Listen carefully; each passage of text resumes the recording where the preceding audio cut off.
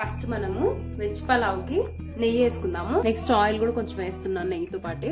నూనె బాగా వేడైంది. ఇప్పుడు హోల్ గరం మసాలా వేసేస్తున్నాను. నెక్స్ట్ సన్నగా తరుక్కున్న ఉల్లిపాయలు ఒక కప్ వేసేస్తున్నాను. నెక్స్ట్ 2 పచ్చిమిర్చి వేస్తున్నానండి అడ్డంగా చీల్చుకొని. 2 టేబుల్ స్పూన్ల అల్లం వెల్లుల్లి పేస్ట్ వేసాను.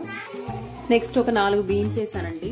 పర్పుల్ బీన్ ఇది మా తోటలోనే పండింది, నేనే పండించాను. 2 ఆలుగడ్డలు క్యూబ్ సైజ్ లో కట్ చేసుకుని వేసుకున్నానండి, మీడియం సైజ్ వి. నెక్స్ట్ పెద్ద సైజ్ క్యారెట్ ఒకటి కట్ చేసేసుకున్నాను. టేస్ట్ కు సరిపడా సాల్ట్ వేసేసానండి, దానివల్ల ముక్కలు అనేవి తొందరగా ఏగిపోతాయి మనకి. ఒక 2 టమాటాలు వేసాను కట్ చేసుకుని సన్నగా. మూత ఇట్లా తిరగదిప్పి పెట్టుకొని ఒక 2 నిమిషాలు సిమ్ లో మగ్గనిద్దాము. ముక్కలు అనేవి మెత్తగా ఉడికిపోతాయి కొంచెం.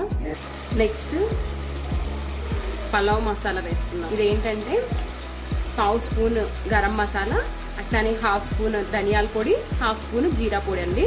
గరం మసాలాలో నేను చెక్క లవంగం సమానంగా వాడానండి. నెక్స్ట్ బాస్మతి రైస్ వేస్తున్నానండి.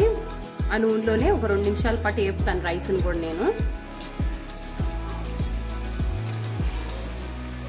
నేను 2 గ్లాస్ రైస్ తీసుకున్నానండి. ఒక గ్లాస్ రైస్ కి మనం 1.5 గ్లాస్ వాటర్ పోసుకోవాలి. ఈ లెక్కన 2 గ్లాసెస్ రైస్ కి నేను 3 గ్లాసెస్ వాటర్ పోస్తాను. ఈ బాస్మతి రైస్ నేను 1 గంట కడిగి నానబెట్టుకున్నానండి. తర్వాత ఇది కుక్ చేస్తున్నాను. ఇప్పుడు 3 గ్లాసులు వాటర్ పోస్తున్నాను నేను దీంట్లో. ఇప్పుడు కుక్కర్ మూత పెట్టేసి 1 విజిల్ రానిచ్చిన తర్వాత ఆపేస్తున్నాము.